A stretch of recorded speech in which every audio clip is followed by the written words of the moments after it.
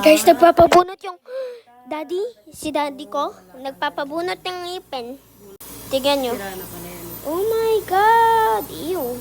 Tignan mo yung nabunot. Sisilipin ko muna. Ayan, ang tatar, oh. Laki.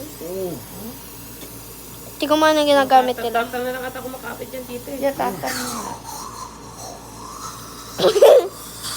Guys, tignan nyo.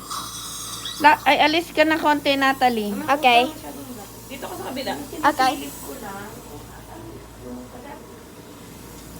Gmail. Ito, wala. Everything that you want. Ito, wala. Sakit, tatar yan. Sabi mo ko saan mo ngayon, wala. Wala sa kahit yan eh. Tinatama ang kabila ang ano. Doon may butas, okay. Ano? Ano sabi mo? May butas nga. Sa kabila may butas na po. Ba't ganon? Sa kabilang side may butas.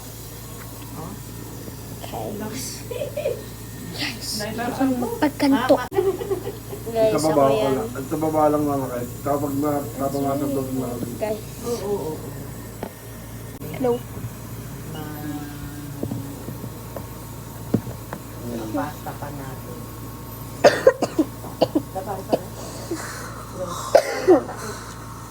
Kasi hindi ko naman tinatamaan sa may ano. May butas. Yung part ng ngipin niya na ito, malinis. Kaya gusto ko linisin para may kapit siya upa. May kapit pa siya sa...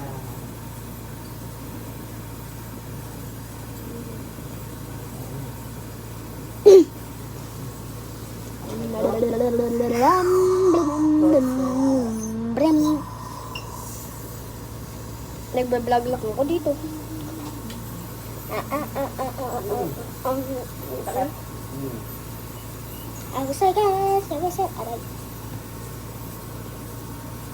Linisin natin para...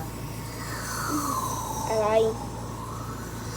Para ka nag-wallpaper sa ngipin mo. Naka-wallpaper. Labas hindi lang. So, ito, kagat. Ito, electric toothbrush. Lagyan mo yan. Okay, lilinisan natin yan.